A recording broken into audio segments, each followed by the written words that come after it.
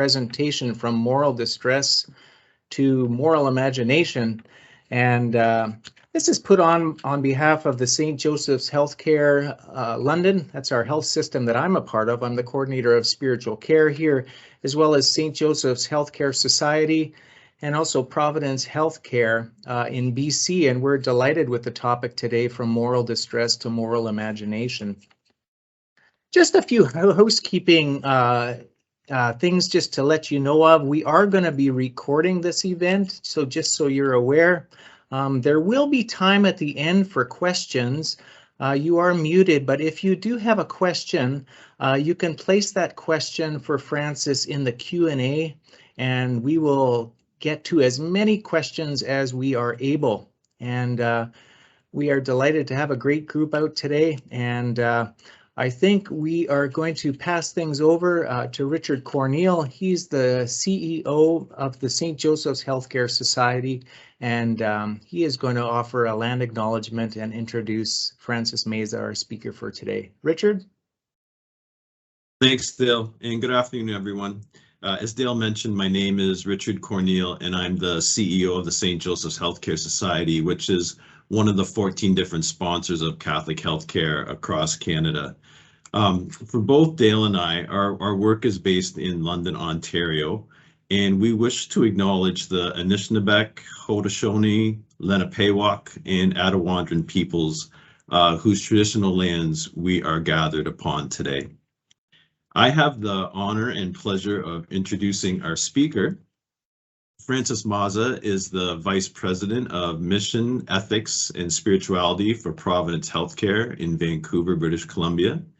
He has over 25 years of experience in healthcare, both as a practitioner and as a senior leader.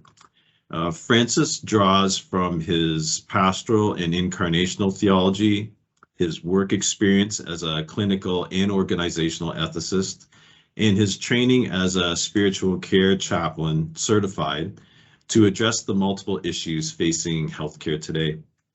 He's passionate about teaching and the formation of leaders, and his research interests include spirituality and ethics, and in particular in the areas of moral distress, moral resilience, and mission formation. So Francis, thank you for being with us today, and it's over to you. Thanks, Richard. Thanks, Dale, for this warm welcome. As you heard, my name is Francis Meza, and I'm joining you from my office here in St. Paul's Hospital in Vancouver. And I also would like to acknowledge the unceded and traditional homeland of the Musqueam, Squamish, and Tsleil-Waututh people. And I'm grateful for the past and present generations who have cared for these lands and continue to care so that I can enjoy them. And I love walking around Vancouver and being nurtured by its beauty.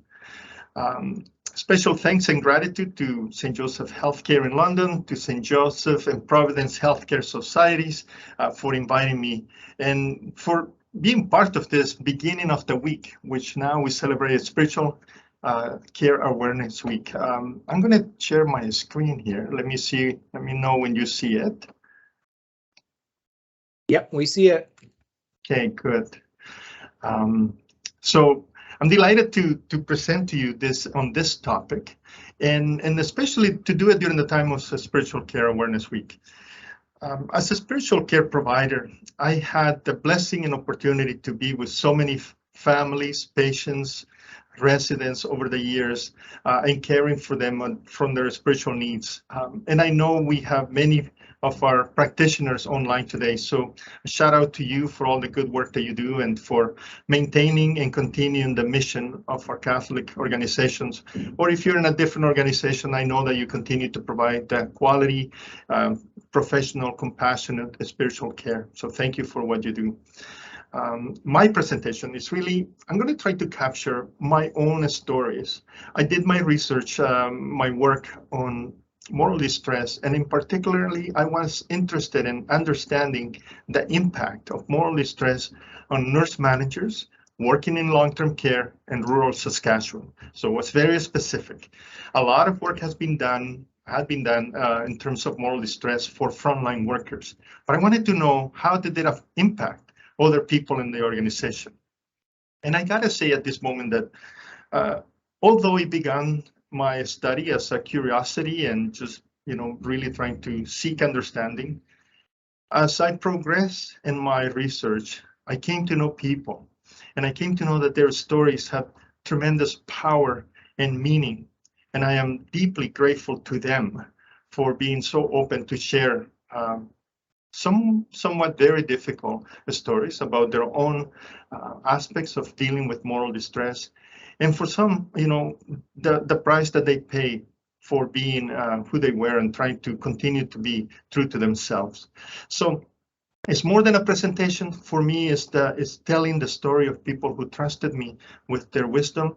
And so I hope that, as I did learn from them, that perhaps this presentation will help you as well. Here's there it is. Here's what I'm hoping to do. And that in the next little while, I'm hoping to cover a few things with you, and that is to take a closer look at moral distress, to look at the impact on the caregiver and care receiver, and to deal with a few of these key concepts: moral residue, moral courage, and moral imagination. So without further ado, I would like to say that I think, before I do anything, I should put things into context. And our context is healthcare across Canada, of course, and in particular, we work in Catholic healthcare organizations. So I would say that for most of us healthcare system, we have leaders that are under tremendous stress. We have to try to negotiate how do we care for a large number of people with limited resources and continue to provide and create a culture that attracts the best possible people to work with us and to stay with us, and to create an environment that helps them flourish as a human being. Yet more and more, I see these kind of images of people who are just distressed, constantly on the phone, constantly trying to manage different issues. This is a picture of day surgery, and it's just empty right now, but it's just the beginning. And we know that right now our healthcare is under tremendous stress. And the moment that we open the doors, those rooms get filled up rapidly. And we're trying to navigate and trying to say, how do we manage to care for people with very limited resources and a very tight, constraints? For many leaders, they feel like this little bird here, trapped. They know that they could get out, but they don't even know how. There's just the situation sometimes seems so overwhelming that it feels that you're just stuck. One of my leaders in the research talked about the need for her to always look happy. And I was curious, of course, and I said, what do you mean by that? Well, she said, as a leader, if you don't look happy, the staff are worried about anything that could be coming down the pipe. So there is a need for them to continue to look happy, even though they carry a lot of stuff inside.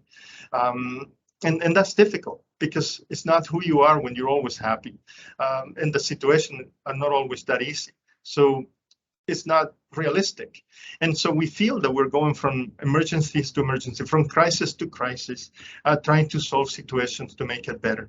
And often we find ourselves like this little buddy here in my screen, kind of stuck between a rock and a hard place. And we see very limited options. And so healthcare as a system is under tremendous stress, and we often see or think that just having more money or more people would be the solution. But that's not the reality. As I read and I listen to the sisters who were, work in these facilities for many years before us, they tell me the same stuff. They never had enough money and they never had enough people. And so how do we manage these challenges today? I think is going to be for us a way to move forward into the future and to carry our mission forward. And so when people are under this type of stress and distress, they experience what I, came to study as moral distress. And for me, moral distress is the suffering that is experienced as a result of a situation in which a person is aware of the moral problem, acknowledge a moral responsibility, and make a moral judgment about the correct action to take.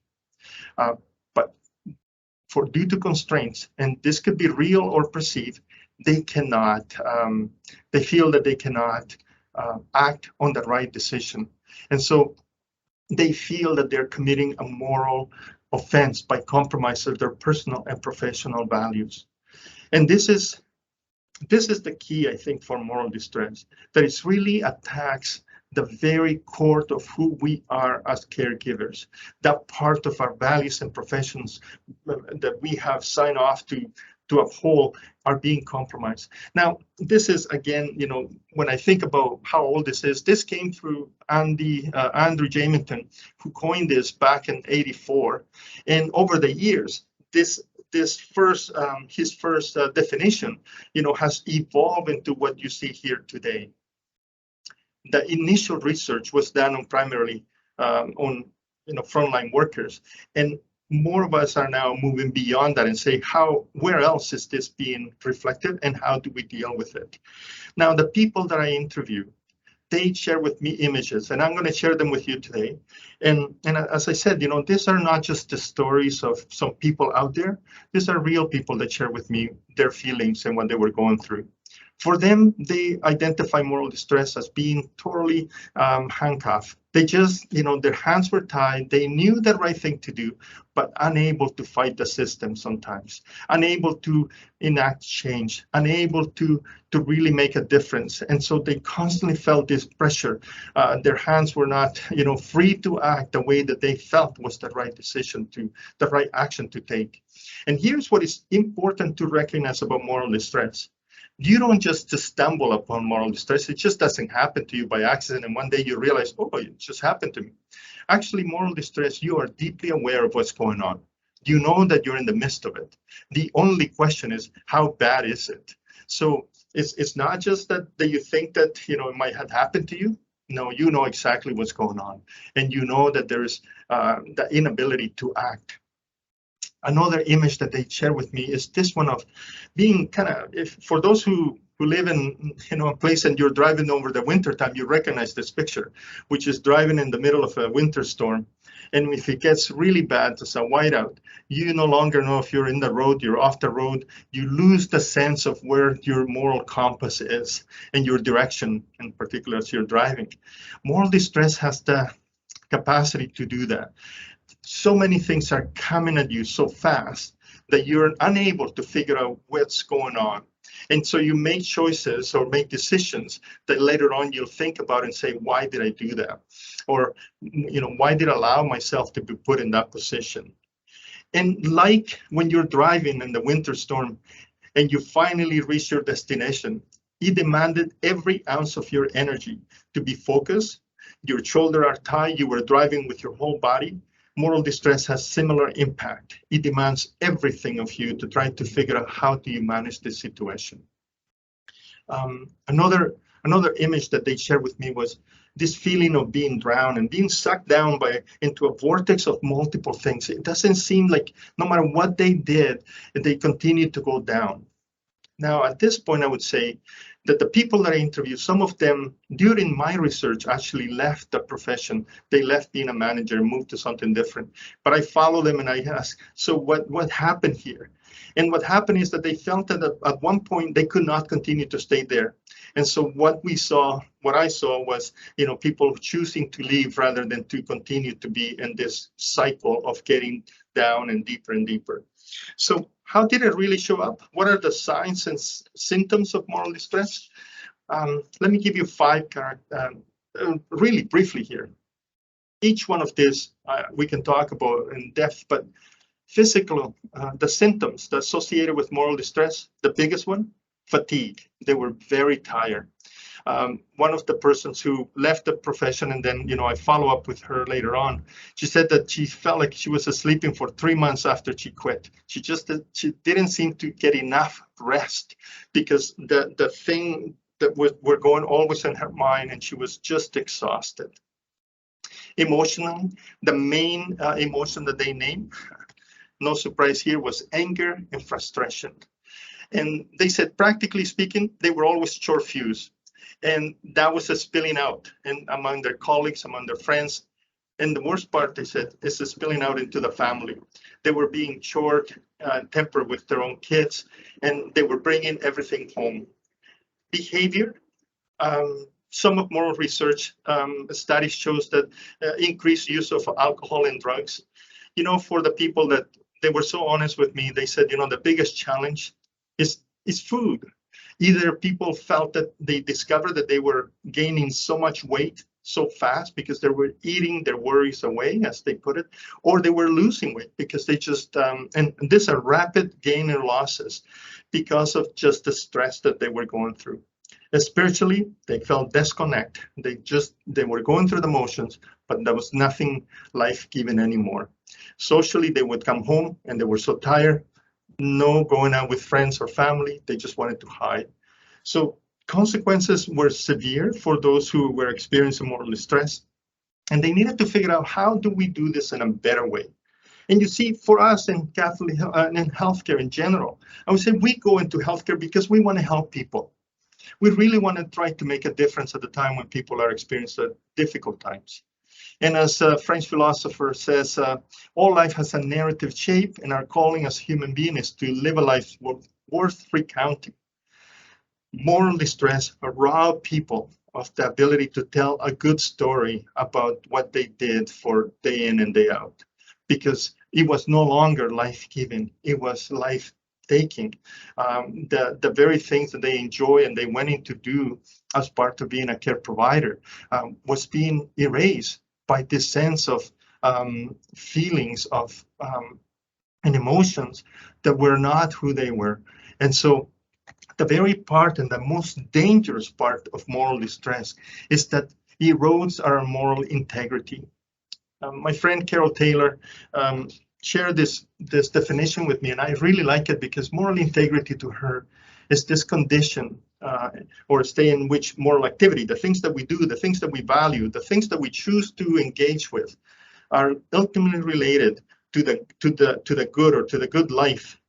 And the good life for us, for many healthcare providers, is to know that you're doing the right thing and that your values align with the values of the organization, with the values of medicine, which promote life, and you want to be there.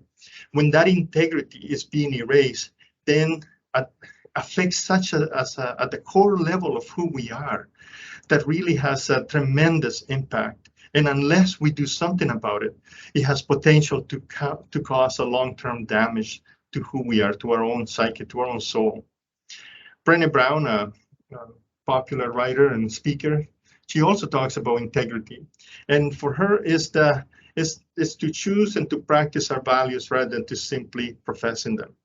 And that is a tough thing to do. Demands the courage to stand up for what we believe. If we went into healthcare thinking that we want to help people, that we want to care for everybody who comes to us, what do we do when the things that we want to do is no longer available? When we're trying to just solve problems day in and day out? When what we do doesn't seem to make impact?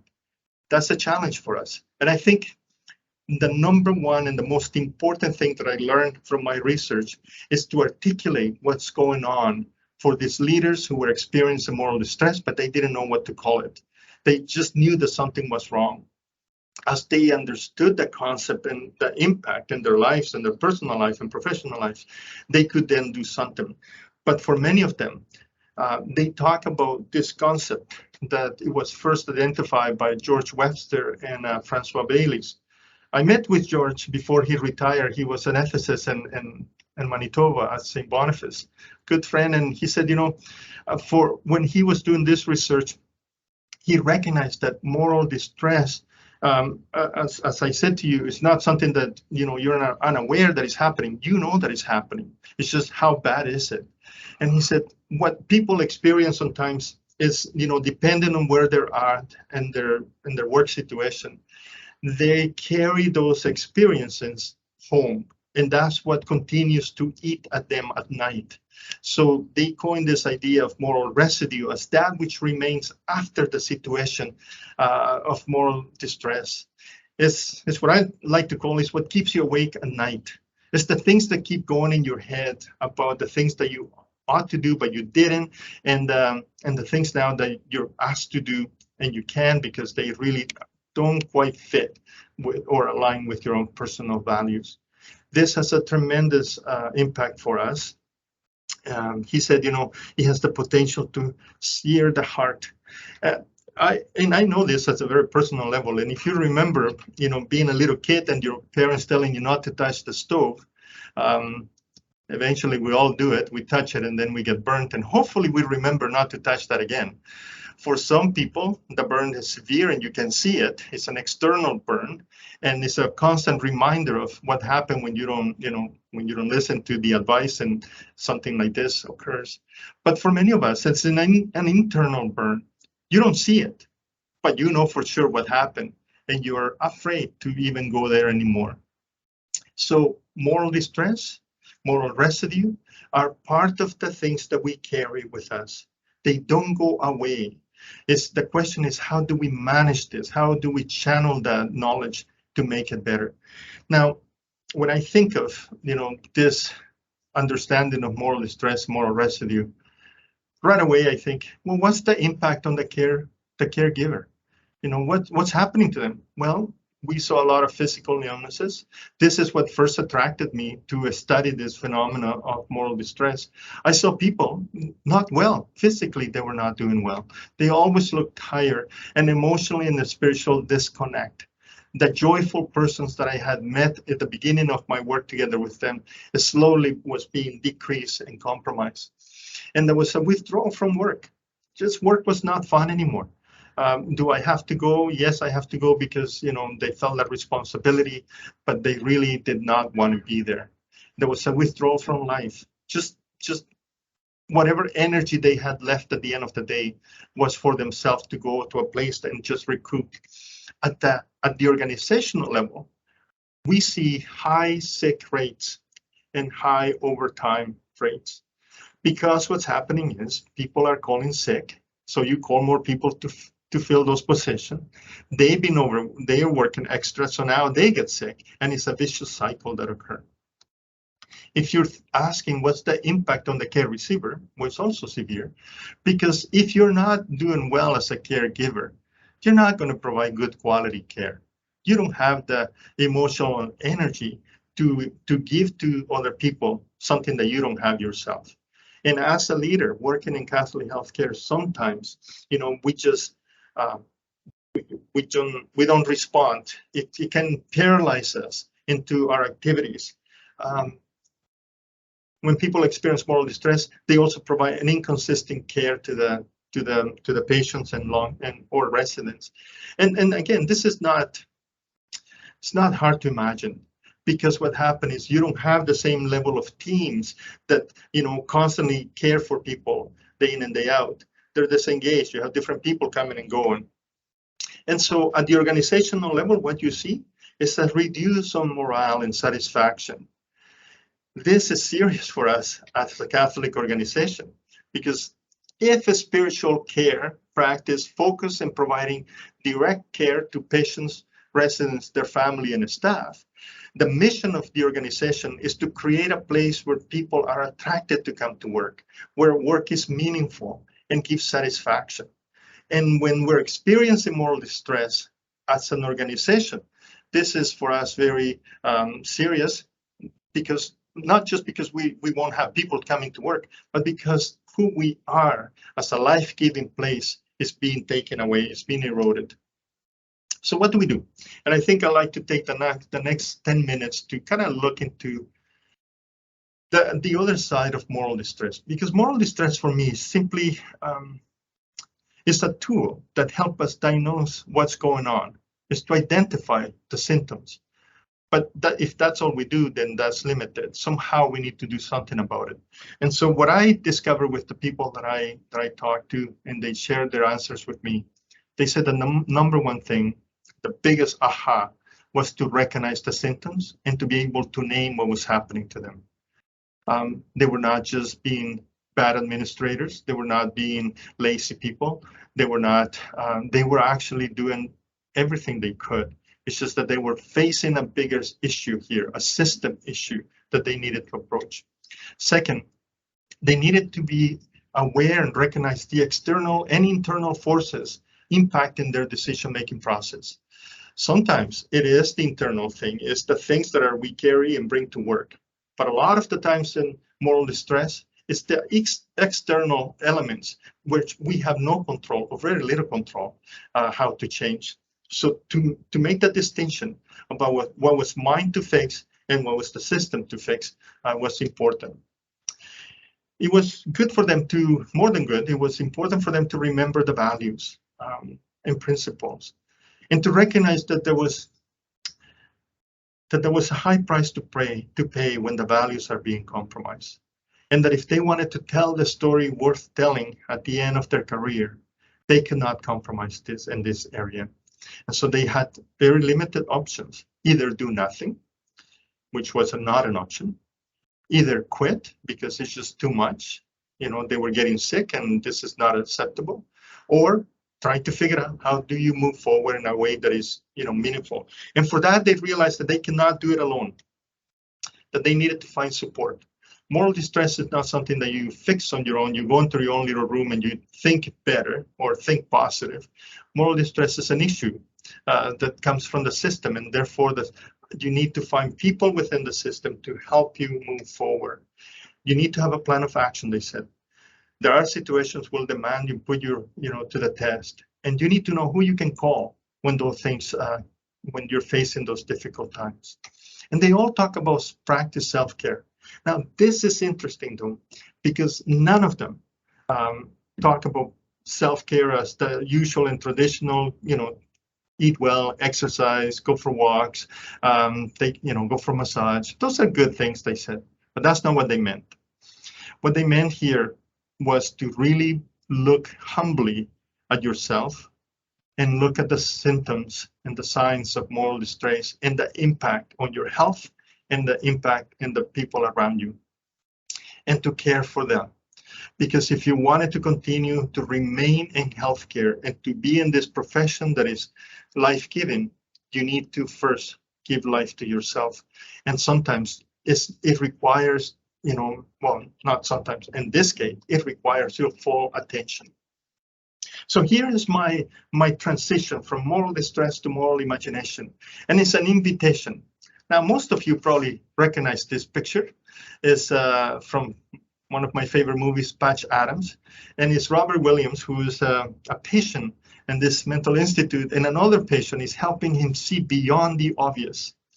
And I'm using this poem here by Ronald David Lane, who was a psychiatrist and who had done a lot of work in terms of mental illness. And he says, Paying Attention is the title of the poem, and he says, the range of what we think and do is limited by what we fail to notice. And because we fail to notice that we fail to notice, there's little we can do to change until we notice how failing to notice shape our thoughts and deeds. Every worthwhile spiritual advisor, the first thing that they say to the new people, the newbies coming into learning about spirituality, wake up, see beyond the obvious. And so the first, if moral distress is this little fellow who finds himself experiencing an either or question, either I stay here, if he stays there, he's going to die, or he jumps and he might die anyway. When he finds himself in this position of either or mentality, he's in deep trouble, and that's moral distress. When you no longer see the different options, all you see is this kind of binary thinking of just doing something or not doing it, either black or white, either following the rules or breaking the rules. But moral imagination, as I'm going to suggest to you, is an invitation to move away from that dual vision and to think broader, to look a much bigger picture, and to really go beyond and see what's out there. And that is scary sometimes, because you don't really know what else can be done. And that's why you don't do it alone. You need good people around you to be able to step away from the issue and see it from afar and see what might be able to happen here. So moral imagination is this challenge, is this question that we ask ourselves: how can I see beyond the dual thinking into a more open-minded? So it's not just good or evil, or I win or I lose, or I'm in or out. Is to move to a broader perspective. Now, for some of you who follow spiritual writers, you would recognize that I'm quoting Richard Rohr and Ron Rolheiser, who constantly invite people to do more than, this binary thinking, that either or mentality, and they invite us to see beyond that. And so for me, this is what I have now come to believe, that the way out of moral distress is to practice moral imagination. And moral imagination, simply put it, if you're in a sandbox, this is my little sandbox here, moral imagination is my ability to think outside this box while remaining in the box. And so I'm asked to envision a new reality, to move away from either or mentality and to seek wholeness, to try to understand, how do I do this in a different way?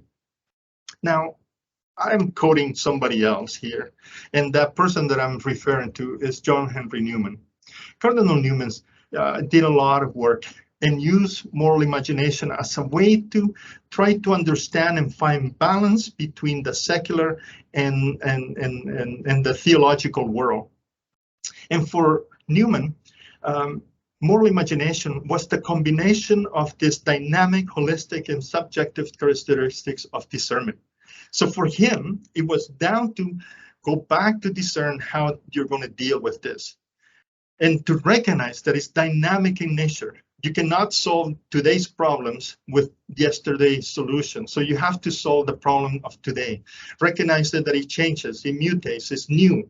And so you have to approach it differently. It's holistic in nature. You cannot compartmentalize and say, this is my only way to do it, or the only solution. You have to look beyond that. And it's subjective. For him, it was personal, but I would say he would also suggest to you that subjective means that it's in a specific time and place, contextual. So the solutions that we're going to come up have to be directly applicable to our context in which we're situated. So moral distress and spirituality are this combination that help us move away from moral distress into a possible better future. And it's simply the capacity to wonder, to be curious, to trust in God through prayer, ritual, and solitude, to really spend some quality time thinking and discerning the issue. Then to recognize that it's not just good enough to do it in isolation. You need community. You need to trust the wisdom of the group. And you need the moral courage, which is the fortitude, to really ask the tough questions and to move beyond that. So as I'm thinking of this, and I have one more minute, I'll leave you with this quote, this definition for moral courage. This definition is from John Murray. And he said that moral courage for him was the commitment to stand up for and act upon one's ethical beliefs. This type of courage, called moral courage, is vital to the willingness of individuals to take hold of and fully support ethical responsibilities, essential to the professional values. The ultimate goal of moral courage behavior is to put ethical principles into action and protect ethical values perceived to be at risk. This is key for us. And I think when I look at the response of teams who are able to move through difficult situations, who experience moral distress, is their ability and their willingness to come together to come up with a different alternative, a different solution for the benefit of the people that they're serving. Even when what the participants shared with me was that even when they did this, and they moved forward and challenged the system, and even when they lost and the system told them, no, you still cannot do that, they didn't experience the same level of moral distress because they practiced moral courage, and they were able to say, we at least recognize it, we did something, and we will continue to advocate, but we refuse to just continue doing the same thing. So for what I learned from them was that winning is not the ultimate goal, dealing out of moral distress. It was the ability to continually fight for the better of their patients, their staff, of the system that they uphold to protect. And when they did that, they could sleep better at night. If they didn't, that's when moral residue happened. That's when moral distress and burnout can occur. So it's moral courage is what we're asked to move beyond that, to think in a way that we can tell a better story. I have one more slide here, and this is from it's from a writing from an obituary from 2012 from this person, Denise Thornby. And Denise was a nurse, and she was a speaker, a healthcare advocate. And in one of her speeches that she was giving to a group of people, she said that every day and every moment you make choices on how to act and respond. Through these acts, you have the power to positively influence. As John Quincy Adams sagely said, the influence of each human being on others in this life is a kind of immortality. So I ask you, she said, what will be your act of courage? How will you influence your environment? What will be your legacy? In Catholic healthcare, we're big to say we follow the legacy of the sisters who follow the legacy or the commandment of Jesus, who say, continue to provide the healing ministry and to reach out to people most in need. We are very proud of the legacy of the sisters that they entrusted to us. The question is now for us, what will be our legacy? How do we respond to these challenges that they're not going to go away? That's just what it is. But it's more than trying to get rid of moral distress. The question is, how do we move to moral imagination and have the courage to call upon others to stand together for a better healthcare system and the better of the people that we serve? Thanks, everybody. And I think this, as I promised, that was my last slide. So thank you. And I pass it back to you. And I'm going to stop sharing my screen so that we can see each other here. Thank you so much, Francis. You've given us lots to reflect on here, and we have time for questions and answers. And I'm seeing 140 people on our call here today. If you have a question, do you want to put it in the Q&A, and we'll get to that question, as many as we're able. But in the meantime, maybe I'll kick things off as we look at questions. Sure. This idea of the non-dual and the Richard Rohr piece, you know, sometimes pragmatically, I think to myself, how can this be enacted? So I guess my question, the relationship between moral imagination and spirituality, how might we nurture that? Do you want to say a little bit more about that relationship? Yeah, you know, first of all, let me say that it's a great question. And I think many of us always wrestle with that question in terms of how do we enact or practice this on a day-to-day basis. For me, spirituality, more than a concept, more than a practice and all the things, spirituality has to do a lot with what keeps you awake at night and your ability to rest properly, and how the things that go through your mind about the recollections of your day and the things that you could have done that you didn't do, all the things are directly connected with our soul and how we nurture that spirituality. This dual thinking challenge, I think, for many of us in our society today, is easy to follow rules when they're either right or wrong. And especially in ethics, what is allowed and what's not allowed. And if we're dealing with, particular policies, what can be done. The dual thinking has limitations, because it will keep you safe if you just follow the rules, but following the rules sometimes is not enough. So this is where the principle of discernment kind of kicks in. And what Cardinal Newman would say is so integral to our faith, is how do you balance and discern the good, the greater good, in any given situation. Not an easy thing for sure, but that's kind of what we're asked to do. Yeah, it's kind of a meaning of life question, but I think all questions of spirituality seem to enter into that place of uncertainty, liminality, and kind of movement towards something bigger. I have a question here from Paula Rawlinson. And the question is this: have you thought of going to the government and saying moral distress has a financial impact to healthcare, and thus improvements in the system would have a financial benefit? Yeah, I mean, this is As I said, moral distress is linked directly to the system. And a lot of studies have been done, and excuse me, and looking at allocation of resources and how much money we actually get. That became very clear in my research. As many of you who work in long-term care facilities would know, you get certain amount of hours funding per resident for their care. And we know that what we're getting is not often enough in order to provide a very holistic, quality, compassionate care.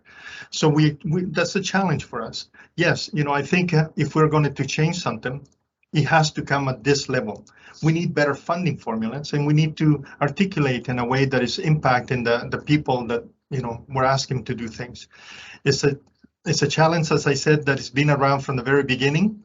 The sisters tell me that they never had enough money. They had to go, and often, well, we just celebrated a few of our feast days for the different congregations, and one of them were saying that they would do the laundry of the neighbors so that they can raise more money to carry on the work of the hospital. I think we need to advocate. Advocacy goes hand in hand with dealing with moral distress, to highlight the issue that is happening, to do what we can, but also to challenge the system.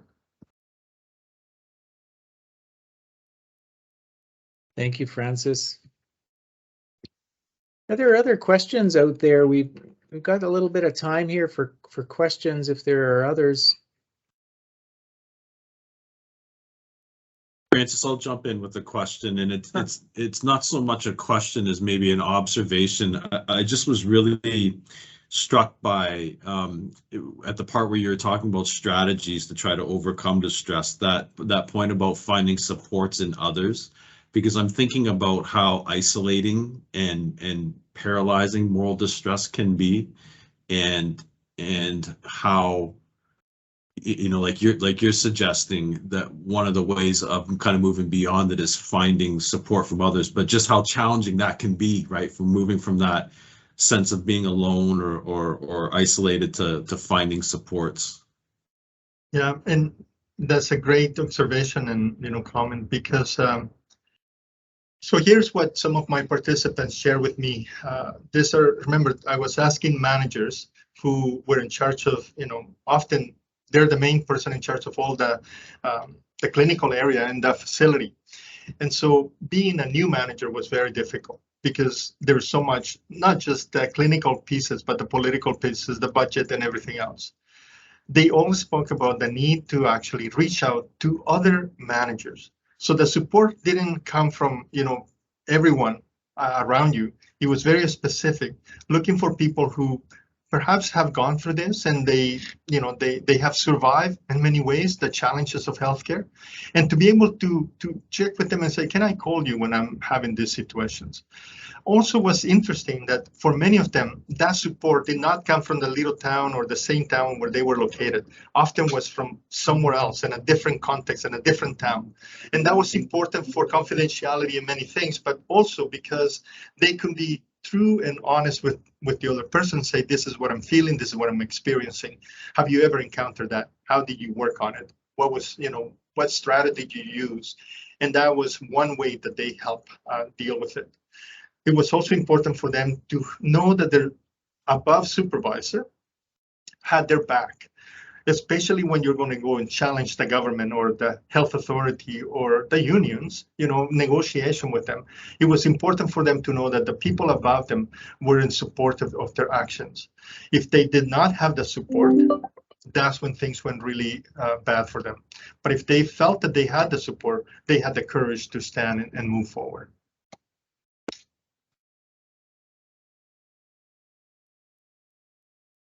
Well, thank you so much, Francis.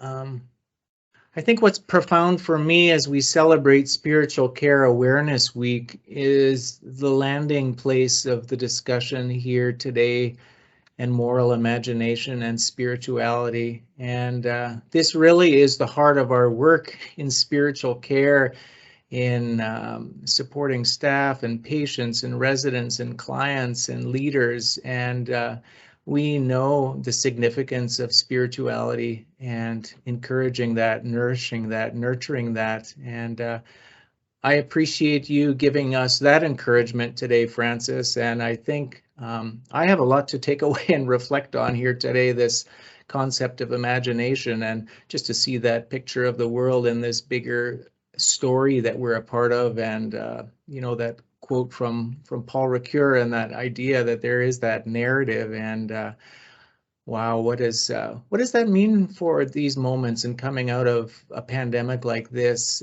and some of the moral distress that has been really pronounced and significant for practitioners and healthcare workers. So I want to express my thanks on behalf of Richard and the Society and everyone present. I hope you have lots to take away from, and I wish everybody a happy Spiritual Care Awareness Week. And for those of you who are spiritual care practitioners, let me offer a thank you for all that you do. And but all of us on this call here today, we're here because we have an interest and a belief in the power of spirituality in the journey of healing and wholeness that is part of body, mind, and spirit. I want to thank Rose for helping out on the technical end and setting things up. Thank you, Rose, and everyone involved in planning. I wish you a good rest of your day, and be well and take care, everybody.